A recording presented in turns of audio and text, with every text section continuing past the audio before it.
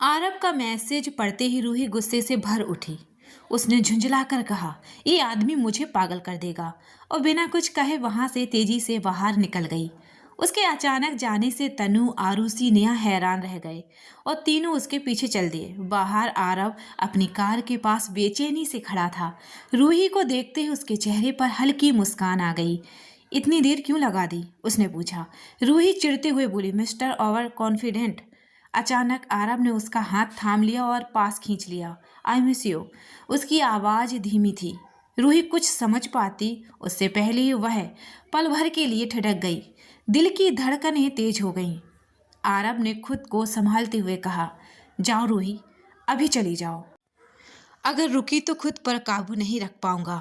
रूही पलटी ही थी कि सामने तनु, आरुषि और नेहा खड़े दिख गए। तीनों की आंखों में सवाल थे। तनु ने धीमी से पूछा, तुम दोनों के बीच कुछ हुआ है क्या? आरब घबरा गया। तुम लोग यहाँ?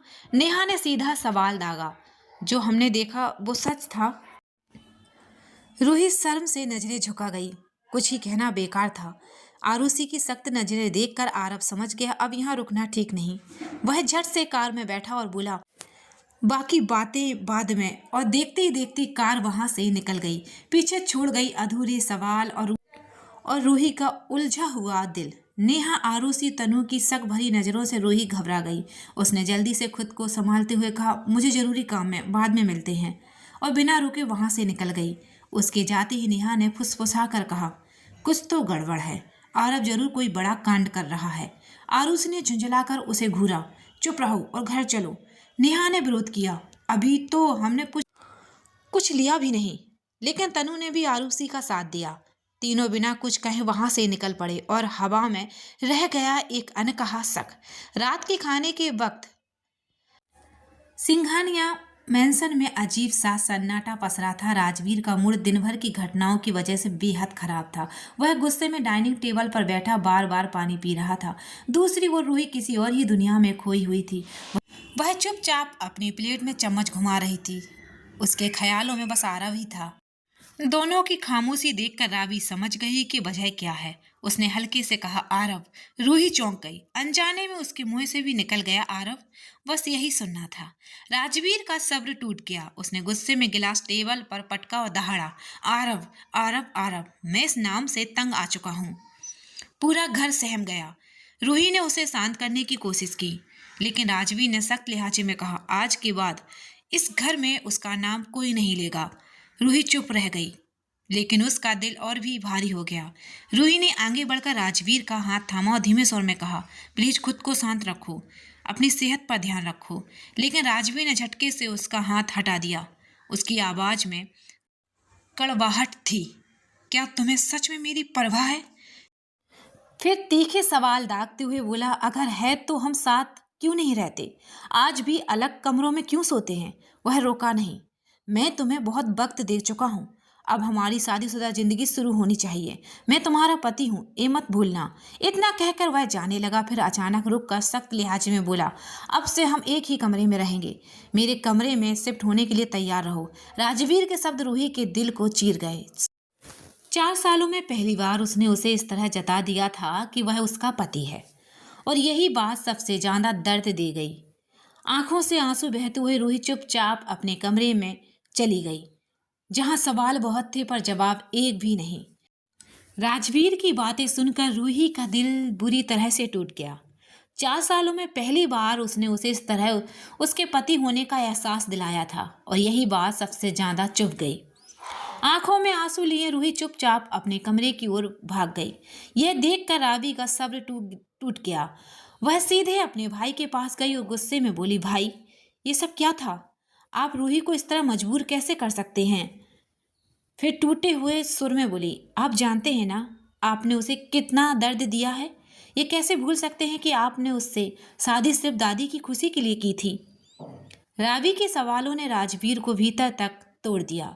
जिस गुस्से में वह जल रहा था वो अब एक गहरे दर्द में बदल चुका था। उसकी आंखों में आंसू बह निकले और भारी आवाज में बस इतना ही कह पाया, हाँ, मैंने ये शादी दादी की खुशी के लिए ही की थी। कमरे में सन्नाटा छा गया और हर रिश्ता पहले से ज्यादा उलझ गया। राजवीर अंदर से पूरी तरह से टूट चुका था। उसका गुस्सा आरव पर था, लेकिन रूही को कहे गए शब्द उसे खुद ही घायल कर रहे थे। आंखों से आंसू बहते हुए वह धीमी आवाज में बोला, हाँ, मैंने ये शादी सिर्फ दादी की खुशी के लिए की थी। उसके लिए यह रिश्ता शुरू में एक समझौता था, लेकिन दादी से किया गया वादा सबसे ऊपर था। उसने खुद से तय किया था कि वह रूही को हमेशा सुरक्षित रखेगा, क्योंकि वह उसे दोबारा उस इंसान के हवाले नहीं कर सकता था जिसने कभी उसे तोड़ दिया था। राजवीर का दर्द सुनकर रावी की आंखें भर आईं। उसने धीरे से कहा कि सॉरी भाई, मैं समझ नहीं पाई। फिर हिचकिचाकर पूछा, अगर रूही को सब याद आ गया तब? यह सवाल सुनकर राजवीर चुप हो गया। कुछ पल बाद बस इतना ही कह पाया, मुझे नहीं पता, तब मैं क्या कर पाऊंगा। सन्नाटा फिर लौट आया और डर जवाबों से भारी हो गया। ओबरा मैंसन में रात का सन्नाटा पसरा था। करीब 10 बज चुके थे, लेकिन आरुषि अब भी हॉल में बेचैनी से टहल रही थी। वह आरव का इंतजार कर रही थी। विजय ने हल्के से पूछा, सोई नहीं अभी तक? आरुषि ने चिढ़कर जवाब दिया, नींद नहीं आ रही। विजय हालत समझकर चुपचाप वहां से चला गया। कुछ देर बाद आरव दबे पांव घर में दाखिल हुआ। उसे लगा सब सो चुके हैं, लेकिन जैसे ही वह आगे बढ़ा, हॉल की लाइट जल उठी। सामने आरुषि खड़ी थी। आरव ने खुद को संभालते हुए पूछा, तुम अभी जाग रही हो? आरुषि ने बिना भूमिका के सीधा सवाल दागा, आज तुमने जो किया उसका क्या मतलब था? उसकी आवाज सख्त थी। तुमने वादा किया था कि तुम कोई ऐसी हरकत नहीं करोगे जिससे रूही को तकलीफ पहुंचे। हॉल में सन्नाटा छा गया और आरव के पास कोई जवाब नहीं था। आरव चुप रहा, लेकिन आरुषि का गुस्सा बढ़ता गया। सख्त लिहाजे में उसने चेताया, राजवीर इस वक्त रूही को लेकर बहुत प्रोटेक्टिव है। तुम्हारी एक भी गलती उसे हमसे और दूर कर सकती है। अब आरव खुद को रोक नहीं पाया। उसने गहरी सांस लेकर कहा, वह मुझसे दूर नहीं जाएगी, मैं उसे जाने नहीं दूंगा। आरुषि चौंक गई। क्या?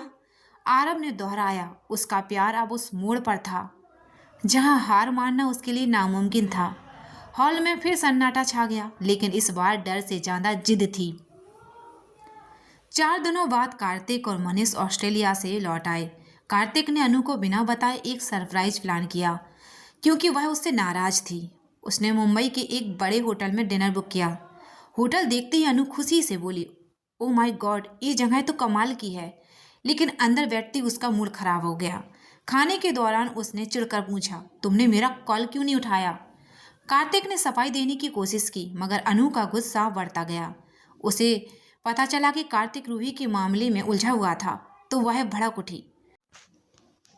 गुस्से में उसने कहा, तुम नंबर 1 के गधे हो, और बिना कुछ सुने वहां से चली गई। कार्तिक उसे जाते हुए बस देखता रह गया। एक और रिश्ता सवालों में घिरा हुआ था। अगली सुबह कार्तिक बेहद थका हुआ था। पूरी रात वह आरव से बात करता रहा था। सीधे अनु के घर पहुंचकर उसने उसे मैसेज किया। अनु बाहर आई तो देखा कार्तिक कार के सहारे खड़ा था। वह झुंझला कर बोली, तुम पागल हो गए हो क्या? मम्मा घर पर हैं। अचानक कार्तिक ने कुछ ऐसा किया जिसकी अनु को उम्मीद भी नहीं थी। उसने अनु का चेहरा अपने हाथों में लिया और हल्के से उसे किस कर लिया। अनु शर्म से लाल हो गई। चुप करो, इतने बेशरम कब से हो गए? कार्तिक मुस्कुराया, जल्दी तैयार हो जाओ, हमें शॉपिंग पर जाना है। अनु ने रूही की नाराजगी का जिक्र किया। कार्तिक ने शांत स्वर में कहा, मुझे पता है रूही दी नाराज है, लेकिन अभी के लिए सब भूल जाओ। अनु कुछ नहीं बोली, बस उसकी नाराजगी थोड़ी सी कम हो गई। 2 दिनों से रूही अपने कमरे से बाहर नहीं निकली थी। ना उसने कुछ खाया था, ना किसी से बात की थी। उसने अपना फ़ोन भी बंद कर लिया था, क्योंकि आरव लगातार उसे कॉल कर रहा था। रूही से हुई बहस के बाद राजवीर उसी सुबह मीटिंग का बहाना बनाकर मैंसन से निकल गया था, क्योंकि उसमें रूही का सामना करने की हिम्मत नहीं थी।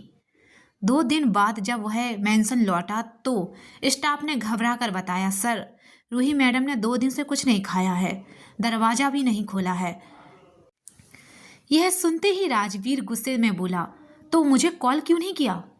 जवाब में रावी ने रूखे स्वर में कहा, भाई, कॉल करने के लिए फ़ोन का ऑन होना भी ज़रूरी होता है। आपने खुद ही फ़ोन बंद कर रखा था। उसी पल राजवीर को एहसास हुआ कि गलती उसी की है।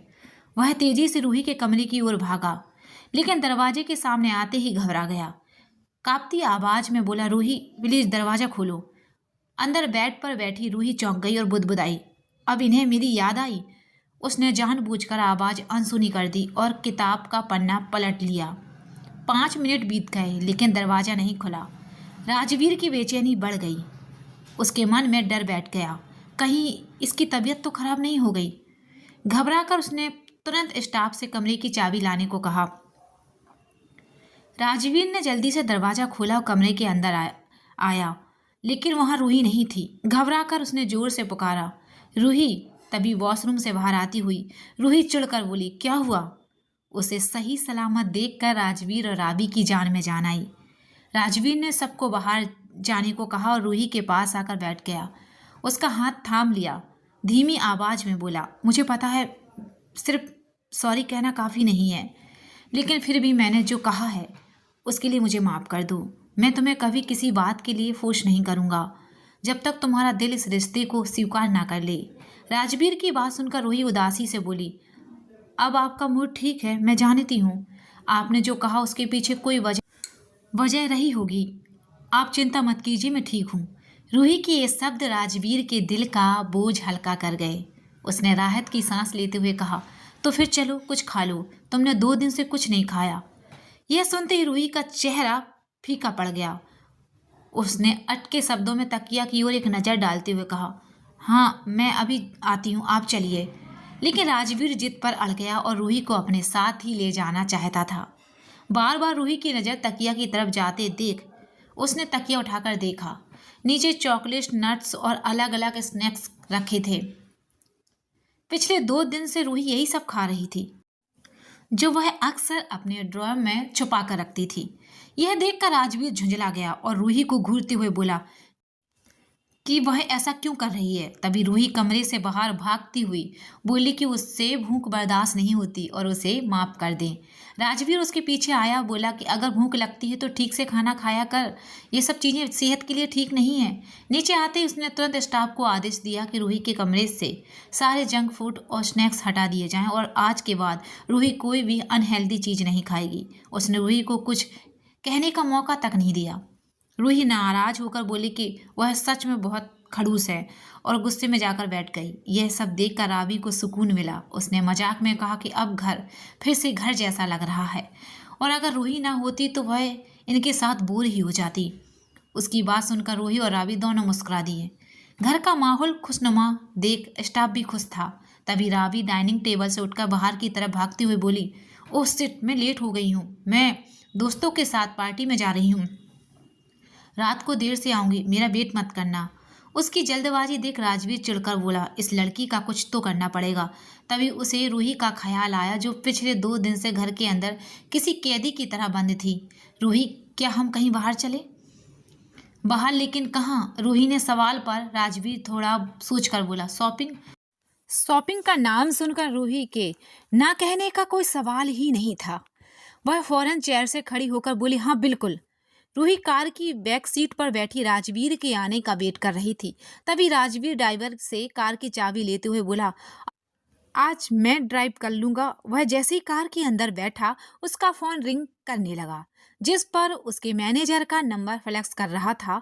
वह कॉल उठाना तो नहीं चाहता था, लेकिन अगर उसने कॉल का जवाब नहीं दिया तो अगली कॉल सीधा आरव के पास जाएगी। यह सोचकर उसने कॉल रिसीव करके हेलो कहा, जिसके जवाब में दूसरी तरफ से मैनेजर ने कहा, सर बहुत अर्जेंट है, आपको अभी ऑफिस आना पड़ेगा। राजवीर के पास ऑफिस जाने के अलावा कोई विकल्प नहीं था, क्योंकि उसके हर काम में आरव शामिल था। अगर वह नहीं जाता तो आरव को जाना पड़ता, और राजवीर यह बिल्कुल नहीं चाहता था कि आरव उसके कामों में कहीं भी इन्वॉल्व हो।